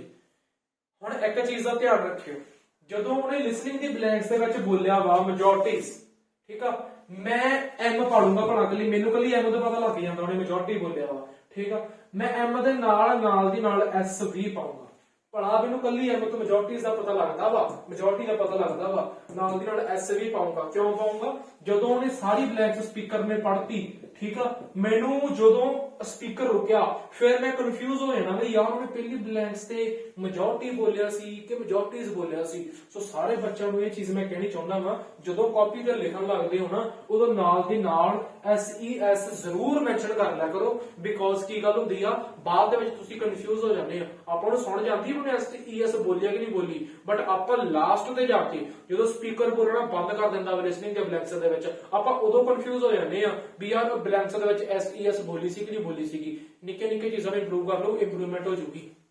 ਇੱਕ ਗੱਲ ਹੋਰ ਜਿਹੜੇ ਆਮ ਤੌਰ ਤੇ ਬੱਚੇ ਮਿਸਟੇਕ ਕਰਦੇ ਨੇ ਲਿਸਨਿੰਗ ਦੀਆਂ ਬਲੈਂਕਸਾਂ ਦੇ ਵਿੱਚ, ਜਦੋਂ ਆਡੀਓ ਚੱਲਦੀ ਪਈ, ਜਦੋਂ ਸਪੀਕਰ ਬੋਲਦਾ ਪਿਆ ਵਾ ਬਲੈਂਕਸ, ਤੁਹਾਡਾ ਧਿਆਨ ਕਾਪੀ ਵੱਲ ਹੁੰਦਾ, ਤੁਸੀਂ ਇਹ ਕਾਪੀ ਤੇ ਲਿਖੀ ਜਾਂਦੇ ਹੁੰਦੇ ਆ। ਇਹ ਚੀਜ਼ ਗਲਤ ਆ। ਜਿੰਨਾ ਟਾਈਮ ਲਿਸਨਿੰਗ ਦੀ ਆਡੀਓ ਚੱਲਦੀ ਪਈ ਬਲੈਂਕਸ ਦੀ, ਤੁਹਾਡਾ ਧਿਆਨ ਸਕਰੀਨ ਤੋਂ ਪਾਸੇ ਨਹੀਂ ਹੋਣਾ ਚਾਹੀਦਾਗਾ, ਤੁਹਾਡਾ ਧਿਆਨ ਸਕਰੀਨ ਤੇ ਹੋਣਾ ਚਾਹੀਦਾ ਵਾ। ਜਦੋਂ 1 ਮਿੰਟ ਲਈ ਵੀ 1 ਸਕਿੰਟ ਲਈ ਵੀ ਤੁਹਾਡਾ ਧਿਆਨ ਸਕਰੀਨ ਤੋਂ ਪਾਸੇ ਗਿਆ, ਤੁਸੀਂ ਸਮਝ ਲਿਓ ਬਸ ਇਹ ਸਾਡੀ ਮਿਸਟੇਕ ਸੀਗੀ। ਬਿਕੋਜ਼ ਹੱਥ ਤੁਹਾਡਾ ਥੱਲੇ ਚੱਲੀ ਜਾਵੇ, ਜਿਹੜੇ ਬਲੈਂਕਸ ਬੋਲੀ ਆ ਧਿਆਨ ਤੁਹਾਡਾ ਉੱਪਰ ਹੋਵੇ, ਥੱਲੇ ਤੁਸੀਂ ਹੱਥ ਚੱਲੀ ਜਾਵੇ। ਠੀਕ ਆ, बट जेकर तुसी थले वेख के लिखन लग पे थोड़ी मिस्टेक है बिकॉज तुसी भुल जाना वा तुसी कंफ्यूज होने यार स्पीकर किते स्पीकर नु लभन दे टाइम ला दिंने आ एग्जाम दे विच कई बार की हुंदा वा तुसी हैबिट बना लेने आ थले वेख के लिखन दी बट एग्जाम दे विच एक लाइन दे विच दो दो ब्लैंक्स भी हुंदियां फिर तुसी ब्लैंक्स मिस कर लेंदे आ ਇਹ ਮਿਸਟੇਕਸ ਨੂੰ ਇੰਪਰੂਵ ਕਰਿਓ ਇਹ ਗਲਤੀਆਂ ਨੂੰ ਇੰਪਰੂਵ ਕਰਿਓ ਡੈਫੀਨੇਟਲੀ ਕੀ ਆ ਤੁਹਾਡੀ ਸਕੋਰਿੰਗ ਇੰਪਰੂਵ ਹੋ ਜਾਊਗੀ ਸੋ ਹੁਣ ਅਗਲੀ ਗੱਲ ਕਰਦੇ ਆ ਮੋਸਟ ਇੰਪੋਰਟੈਂਟ ਪਾਰਟ ਲਿਸਨਿੰਗ ਦਾ ਸੈਕੰਡ ਲਾਸਟ ਪਾਰਟ ਆ ਜਿਹੜਾ ਤੁਹਾਡੇ highlight incorrect word highlight incorrect word most important part ਆ ਜਿਹੜਾ ਆਪਣਾ ਲਿਸਨਿੰਗ ਦਾ ਸੈਕੰਡ ਲਾਸਟ ਪਾਰਟ ਆ ਹਾਈਲਾਈਟ ਇਨਕਰੈਕਟ ਵਰਡ 'ਚ ਬੱਚੇ ਬਹੁਤ ਜ਼ਿਆਦੀਆਂ ਗਲਤੀਆਂ ਕਰਦੇ ਆ ਹਾਈਲਾਈਟ ਇਨਕਰੈਕਟ ਵਰਡ ਬੱਚਿਆਂ ਨੂੰ ਲੱਗਦਾ ਵਾ ਸਭ ਤੋਂ ਜ਼ਿਆਦਾ ਈਜ਼ੀ ਪਾਰਟ ਵੀ ਇਹਨੂੰ ਮੰਨਦੇ ਆ ਕਿਉਂਕਿ ਇਹਦੀ ਪ੍ਰੈਕਟਿਸ ਬਹੁਤ ਘੱਟ ਕਰਦੇ ਆ ਉਹਨਾਂ ਨੂੰ ਲੱਗਦਾ ਯਾਰ ਹਾਈਲਾਈਟ ਇਨਕਰੈਕਟ ਵਰਡ ਹੀ ਆ ਕੋਈ ਗੱਲ ਨਹੀਂ ਬਹੁਤ ਈਜ਼ੀ ਆ ਇਹ ਤਾਂ ਕਰ ਲਾਂਗੇ ਪਰਫਾਰਮ ਹੀ ਕਰਨਾ ਵਾ ਠੀਕ ਹੈ ਪ੍ਰੈਕਟਿਸ ਇਹਦੀ ਕਰਨ ਦੀ ਕਿੰਨੀ ਕੁ ਲੋੜ ਆ ਬਟ ਹਾਈਲਾਈਟ ਇਨਕਰੈਕਟ ਦਾ ਜਿੰਨਾ ਗੰਦਾ ਐਕਸੈਂਟ ਹਾਈਲਾਈਟ ਇਨਕਰੈਕਟ ਦਾ ਐਗਜ਼ਾਮ ਦੇ ਵਿੱਚ ਆਉਂਦਾ ਨਾ ਕਿਸੇ ਚੀਜ਼ ਦਾ ਨਹੀਂ ਆਉਂਦਾਗਾ ਹਾਈਲਾਈਟ ਇਨਕਰੈਕਟ ਜਿਹੜੇ ਆ ਤੁਹਾਨੂੰ ਐਗਜ਼ਾਮ ਦੇ ਵਿੱਚ ਫਾਸਟ ਵੀ ਆ ਸਕਦੇ ਆ ਬਹੁਤ ਫਾਸਟ ਆ ਸਕਦੇ ਆ ਆਪਾਂ ਕਨਫਿਊਜ਼ ਹੋ ਜਾਂਦੇ ਇਹ ਚੀਜ਼ ਸੋਚ ਕੇ ਯਾਰ ਇੰਨੇ ਤੇਜ਼ ਆ ਗਏ ਹੁਣ ਮੈਂ ਕਰਾਂ ਕਿਵੇਂ ਹਾਈਲਾਈਟ ਇਨਕਰੈਕਟ ਦਾ ਕਈ ਵਾਰ ਇੰਨਾ ਜ਼ਿਆਦਾ ਗੰਦਾ ਐਕਸੈਂਟ ਆ ਜਾਂਦਾ ਐਗਜ਼ਾਮ ਦੇ ਵਿੱਚ ਤੇ ਤੁਹਾਨੂੰ ਇਹ ਚੀਜ਼ ਦਾ ਪਤਾ ਨਹੀਂ ਲੱਗਦਾਗਾ ਤੁਸੀਂ ਤਾਂ ਹੈਰਾਨ ਹੋ ਜਾਓਗੇ ਵੇਖ ਕੇ ਕਈ ਵਾਰ ਇੰਨਾ ਗੰਦਾ ਐਕਸੈਂਟ ਤੁਹਾਨੂੰ ਸਮਝ ਹੀ ਨਹੀਂ ਆਉਣੀ ਕਈ ਵਾਰ ਕੀ ਆ ਫੋਰਨਰ 올ਡ ਪਰਸਨ ਜਿਹੜੇ ਹੁੰਦੇ ਆ ਉਹ ਬੋਲਦੇ ਹੁੰਦੇ ਆ ਤੁਹਾਨੂੰ ਉਹਨਾਂ ਦਾ ਐਕਸੈਂਟ ਹੀ ਨਹੀਂ ਸਮਝ ਆਉਣਾਗਾ ਵੱਧ ਤੋਂ ਵੱਧ ਪ੍ਰੈਕਟਿਸ ਕਰਿਆ ਕਰੋ ਕਲਾਸ ਦੇ ਵਿੱਚ ਹਾਈਲਾਈਟ ਇਨਕਰੈਕਟ ਦੀ ਤਾਂ ਕਿ ਇੰਪਰੂਵ ਹੋਣਗੇ ਇੱਕ ਹਾਈਲਾਈਟ ਇਨਕਰੈਕਟ ਦੇ ਵਿੱਚ ਮੈਂ ਆਮ ਤੌਰ ਤੇ ਦੇਖੀ ਆ ਜੇਕਰ ਪਾਇਆ ਵਾ ਯੂਅਰ ਠੀਕ ਆ ਯੂਅਰ ਪਾਇਆ ਵਾ ਹੁਣ ਬੱਚਿਆਂ ਨੇ ਕੀ ਕਰਨਾ ਵਾ ਉਹਨੇ ਯੂਅਰ ਪਾਇਆ ਵਾ ਠੀਕ ਆ ਹਾਈਲਾਈਟ ਇਨਕਰੈਕਟ ਦੇ ਵਿੱਚ ਆਡੀਓ ਦੇ ਵਿੱਚ ਉਹਨੇ ਬੋਲਿਆ ਯੂ ਮੈਂ ਇਹ ਤੁਰਿਆ ਉਹਨਾਂ ਲਾਈਨ ਦੇ ਨਾਲ ਤੁਰਿਆ ਨਾ ਉਹਨੇ ਯੂ ਬੋਲਿਆ ਵਾਈ ਉਹ ਮੈਂ ਅੱਗੇ ਲੰਘ ਜਾਣਾ ਠੀਕ ਆ ਵੀ ਯੂ ਪਾਇਆ ਹੀ ਆ ਇਹ ਨਹੀਂਗਾ ਆਮ ਤੌਰ ਤੇ ਬੱਚੇ ਇਹ ਤਾਂ ਹਰੇਕ ਚੀਜ਼ ਲੱਭ ਲੂਗਾ ਜੇ ਉਹਨੇ ਯੂ ਦੀ ਥਾਂ ਤੇ ਮੇਨਟੇਨ ਬੋਲਦਾ ਮੈਨੂੰ ਪਤਾ ਲੱਗ ਜੂਗਾ ਯਾਰ ਮੇਨਟੇਨ ਤਾਂ ਹੈ ਨਹੀਂ ਗਲਤ ਆ ਆਮ ਤੌਰ ਤੇ ਐਗਜ਼ਾਮ ਦੇ ਵਿੱਚ ਉਹ ਕੀ ਕਰਦੇ ਆ ਉਹ ਸਾਰਾ ਸੈਂਟੈਂਸ ਠੀਕ ਬੋਲ ਕੇ ਜਾਂਦੇ ਆ ਪਿੱਛੋਂ ਐਸਸੀ ਈਐਸ ਦੀ ਮਿਸਟੇਕ ਕਰ ਦਿੰਦੇ ਆ ਹੁਣ ਇਹ ਚੀਜ਼ਾਂ ਧਿਆਨ ਨਾਲ ਦੇਖਿਓ ਕਦੇ ਵੀ ਹਾਈਲਾਈਟ ਇਨਕਰੈਕਟ ਨੂੰ ਪਹਿਲੇ ਇੱਕ ਦੋ ਵਰਡ ਵੇਖ ਕੇ ਜੱਜ ਨਹੀਂ ਕਰਨਾ ਹਾਈਲਾਈਟ ਇਨਕਰੈਕਟ ਦੇ ਪੂਰੇ ਸੈਂਟੈਂਸ ਤੇ ਧਿਆਨ ਰੱਖਿਆ ਕਰੋ ਇਹ ਨੈਗੇਟਿਵ ਮਾਰਕਿੰਗ ਹੁੰਦੀ ਹੈ ਪਾਰਟ ਦੇ ਵਿੱਚ ਇਹ ਪਾਰਟ ਦੇ ਵਿੱਚ ਤੁਸੀਂ ਦੋ ਸਹੀ ਲਾਏ ਦੋ ਗਲਤ ਲਾਏ 0 ਨੰਬਰ ਆ ਜਾਣਾ ਇਹ ਤੁਹਾਡੀ ਲਿਸਨਿੰਗ ਨੂੰ ਨੰਬਰ ਰੀਡਿੰਗ ਨੂੰ ਨੰਬਰ ਦੇਣ ਵਾਲਾ ਪਾਰਟ ਆ ਲਿਸਨਿੰਗ ਦਾ ਜੇ ਇਹਦੇ ਵਿੱਚ ਤੁਸੀਂ ਮਿਸਟੇਕ ਕਰਨ ਲੱਗ ਪਏ ਇਹਦੇ ਵਿੱਚ ਗਲਤੀਆਂ ਕਰਨ ਲੱਗ ਪਏ ਤੁਹਾਡੀ ਰੀਡਿੰਗ ਵੀ ਡਾਊਨ ਚਲੀ ਜਾਣੀ ਹੈ ਸੋ ਇਹਨੂੰ ਕਦੇ ਵੀ ਪਹਿਲੇ ਦੋ ਅੱਖਰ ਦੇਖ ਕੇ ਜੱਜ ਨਹੀਂ ਕਰਨਾ ਇਹਨੂੰ ਪੂਰਾ ਸੈਂਟੈਂਸ ਦੇਖ ਕੇ ਫਿਰ ਇਹਦਾ ਆਨਸਰ ਲਾਇਆ ਕਰੋ ਦੈਨ ਤੁਹਾਨੂੰ ਕੀ ਆ ਈਜ਼ੀ ਰਹੂਗਾ ਦੈਨ ਇਹਦੇ ਵਿੱਚ ਕੋਈ ਗਲਤੀ ਹੋਣ ਦੇ ਚਾਂਸਸ ਨਹੀਂ ਰਹਿੰਦੇ ਤੁਹਾਡੇ ਪ੍ਰੈਕਟਿਸ ਇਹਦੀ ਵੱਧ ਤੋਂ ਵੱਧ ਕਰਿਆ ਕਰੋ ਬਿਕੋਜ਼ ਇਹਦੇ ਐਗਜ਼ਾਮ ਦੇ ਵਿੱਚ ਐਕਸੈਂਟ ਆ ਜਿਹੜੇ ਬਹੁਤ ਗੰਦੇ ਬਹੁਤ ਡਿਫਿਕਲਟ ਐਕਸੈਂਟ ਜਿਹੜੇ ਐਗਜ਼ਾਮ ਦੇ ਵਿੱਚ ਆਉਂਦੇ ਆ ਸੋ ਆਮ ਤੌਰ ਤੇ ਬੱਚੇ ਹੀ ਪੁੱਛਦੇ ਰਹਿੰਦੇ ਕਿ ਸਾਡੇ ਹਾਈਲਾਈਟ ਇਨਕਰੈਕਟ ਹੀ ਰਹਿ ਗਏ 100 ਚ 90% ਬੱਚਾ ਦਾ ਇਹੀ ਕੁਐਸਚਨ ਹੁੰਦਾ ਜਿਹੜੇ ਐਗਜ਼ਾਮ ਦੇ ਕੇ ਆਏ ਹੁੰਦੇ ਸਾਡੇ ਹਾਈਲਾਈਟ ਇਨਕਰੈਕਟ ਹੀ ਖਰਾਬ ਹੋਏ ਸੀਗੇ ਠੀਕ ਆ ਸੋ ਇਹ ਚੀਜ਼ ਦਾ ਧਿਆਨ ਰੱਖਿਆ ਕਰੋ ਹੁਣ important part most of the important part right from dictation ਹੁਣ ਇਹ ਪਾਰਟ ਆ ਜਿਹੜਾ ਬਹੁਤ ਇੰਪੋਰਟੈਂਟ ਪਾਰਟ ਆ ਤੁਹਾਡੀ ਲਿਸਨਿੰਗ ਦਾ ਬਹੁਤ ਬੱਚਿਆਂ ਦਾ ਕੁਐਸਚਨ ਮੈਨੂੰ ਪੁੱਛਿਆ ਜਾਂਦਾ ਵਾ ਰਾਈਟ ਫਰੋਮ ਨੂੰ ਡਿਕਟੇਸ਼ਨ ਨੂੰ ਲੈ ਕੇ ਵੀ ਸਰ ਇੰਪਰੂਵ ਨਹੀਂ ਹੁੰਦੀ ਹੈਗੀ ਸੋ ਡਿਕਟੇਸ਼ਨ ਤੇ ਤੁਹਾਡੇ ਰਿਪੀਟ ਸੈਂਟੈਂਸ ਦੇ ਵਿੱਚ ਕੋਈ ਬਹੁਤ ਜ਼ਿਆਦਾ ਡਿਫਰੈਂਸ ਨਹੀਂਗਾ ਠੀਕ ਆ ਇਹ ਦੋਵੇਂ ਜਿਵੇਂ ਮੈਂ ਕਹਿੰਦਾ ਹੁੰਦਾ ਵੀ ਰੀਡਾ ਲੈਕਚਰ ਤੇ ਲਿਸਨਿੰਗ ਦੀ ਸਮਰੀ ਦੇ ਵਿੱਚ ਕੋਈ ਡਿਫਰੈਂਸ ਨਹੀਂਗਾ ਉਦਾਂ ਹੀ ਰਿਪੀਟ ਸੈਂਟੈਂਸ ਤੇ ਡਿਕਟੇਸ਼ਨ ਦੇ ਵਿੱਚ ਕੋਈ ਬਹੁਤ ਡਿਫਰੈਂਸ ਨਹੀਂਗਾ ਠੀਕ ਆ ਬਸ ਡਿਕਟੇਸ਼ਨ ਦੇ ਵਿੱਚ ਇੰਨੀ ਚੀਜ਼ ਆ ਵੀ ਉਹ ਲਿਖਣੀ ਆ ਬਸ ਸਪੈਲਿੰਗ ਦੀ ਵਰਤੋਂ ਹੁੰਦੀ ਆ ਬਸ ਲਿਸਨਿੰਗ ਪਾਵਰ ਦੋਵਾਂ ਦੇ ਵਿੱਚ ਯੂਜ਼ ਹੁੰਦੀ ਆ ਤੁਹਾਨੂੰ ਇੱਕ ਚੀਜ਼ ਕਰਨੀ ਚਾਹੀਦੀ ਆ ਡਿਕਟੇਸ਼ਨ ਨੂੰ ਆਪਾਂ ਇੱਕ ਚੀਜ਼ ਤਰ੍ਹਾਂ ਲਿਖ ਸਕਦੇ ਆ ਉਹਨੇ ਇੱਕ ਲਾਈਨ ਬੋਲੀ ਆ ਹੁਣ ਦਾ ਲਾਇਬ੍ਰੇਰੀ ਦੀ ਮੈਂ ਦਾਰ ਟੀ ਚੱਕ ਲਈ ਲਾਇਬ੍ਰੇਰੀ ਦੀ ਐਲ ਚੱਕ ਲਈ ਵਿਲ ਦੀ ਡਬਲਿਊ ਚੱਕ ਲਈ ਜੋ ਉਹਨੇ ਲਾਈਨ ਬੋਲੀ ਹੈ ਨਾ ਕੋਈ ਵੀ ਲਾਈਨ ਬੋਲੀ ਹੈ ਡਿਕਟੇਸ਼ਨ ਦੀ ਮੈਂ ਉਹਦਾ ਜਲਦੀ ਜਿਹੜਾ ਕੈਪੀਟਲ ਵਰਡ ਆ ਵੱਡਾ ਆਪਣੀ ਕਾਪੀ ਤੇ ਲਿਖ ਲਾਂ ਠੀਕ ਆ ਜਦੋਂ ਮੈਨੂੰ ਬਾਅਦ ਦੇ ਵਿੱਚ ਦਿਮਾਗ 'ਚ ਰਹਿ ਜੇ ਅੱਛਾ ਯਾਰ ਉਹਨੇ ਦਾ ਬੋਲਿਆ ਸੀ ਲਾਇਬ੍ਰੇਰੀ ਬੋਲੀ ਸੀਗਾ ਵਿਲ ਬੋਲਿਆ ਸੀਗਾ ਮੈਨੂੰ ਹੁਣ ਇਹ ਚੀਜ਼ਾਂ ਦਿਮਾਗ 'ਚ ਰਹਿ ਜਾਣਗੀਆਂ ਇਹ ਟ੍ਰਿਕ ਹੁੰਦੀਆਂ ਇਹ ਤੁਸੀਂ ਜਲਦੀ ਆਪਣੀ ਕਾਪੀ ਤੇ ਵੱਡਾ ਵਰਡ ਲਿਖ ਲਓ ਠੀਕ ਆ ਡਿਕਟੇਸ਼ਨ ਸਾਰੀ ਕੀ ਆ ਤੁਹਾਡੇ ਦਿਮਾਗ ਦੇ ਵਿੱਚ ਰਹਿ ਜੂਗੀ ਕਈ ਬੱਚੇ ਕੀ ਕਰਦੇ ਨੇ ਪਹਿਲੇ 2-3 ਵਰਡ ਜਿਹੜੇ ਹੁੰਦੇ ਆ ਆਪਣੀ ਕਾਪੀ ਤੇ ਲਿਖ ਲੈਂਦੇ ਨੇ ਬਾਕੀ ਡਿਕਟੇਸ਼ਨ ਦਿਮਾਗ ਦੇ ਵਿੱਚ ਰੱਖ ਲੈਂਦੇ ਨੇ ਡਿਕਟੇਸ਼ਨ ਨੂੰ ਉਹੀ ਚੀਜ਼ ਆ ਕਰਨ ਦੇ ਬਹੁਤ ਮੈਥਡ ਆ ਬਹੁਤ ਸਾਰੇ ਤਰੀਕੇ ਆ ਹਰੇਕ ਤਰੀਕੇ ਨੂੰ ਵੱਖਰੇ ਤਰ੍ਹਾਂ ਜਿਵੇਂ ਪਹਿਲੇ 2-3 ਵਰਡ ਲਿਖ ਕੇ ਬਾਕੀ ਵਰਡ ਦਿਮਾਗ 'ਚ ਰੱਖ ਲਏ ਜਾਂ ਸਾਰੀ ਡਿਕਟੇਸ਼ਨ ਦਿਮਾਗ 'ਚ ਰੱਖ ਕੇ ਚੱਕ ਲਈ ਜਾਂ ਤੁਹਾਨੂੰ ਆਹ ਵਰਡਸ ਦੱਸੇ ਆ ਵੀ ਪਹਿਲੇ ਵਰਡਸ ਲੈ ਕੇ ਕੈਪੀਟਲ ਵਰਡਸ ਲੈ ਕੇ ਤੁਸੀਂ ਕੀ ਆ ਡਿਕਟੇਸ਼ਨ ਸਾਰੀ ਵੀ ਚੱਕ ਸਕਦੇ ਹੋ ਈਜ਼ੀਲੀ ਚੱਕ ਸਕਦੇ ਹੋ ਫਿਰ ਉਹੀ ਗੱਲ ਆ ਵੀ ਕੋਈ ਵੀ ਤਰੀਕਾ ਕੋਈ ਵੀ ਮੈਥਡ ਤੁਹਾਨੂੰ ਟ੍ਰੇਨਰ ਦੱਸਦਾ ਵਾ ਉਹ ਚੀਜ਼ ਨੂੰ ਫੋਲੋ ਕਰਿਆ ਕਰੋ ਉਹ ਘੱਟ ਤੋਂ ਘੱਟ ਚੀਜ਼ ਨੂੰ 5 ਦਿਨ 6 ਦਿਨ ਹਫਤਾ ਘੱਟ ਤੋਂ ਘੱਟ ਯਾਰ ਵੱਧ ਤੋਂ ਵੱਧ 15 ਦਿਨ ਫੋਲੋ ਕਰਿਆ ਕਰੋ। ਵੱਧ ਤੋਂ ਵੱਧ ਉਹ ਚੀਜ਼ ਨੂੰ 15 ਦਿਨ ਫੋਲੋ ਕਰਕੇ ਵੇਖੋ ਚੀਜ਼ 'ਚ ਇੰਪਰੂਵਮੈਂਟ ਹੋਊਗੀ।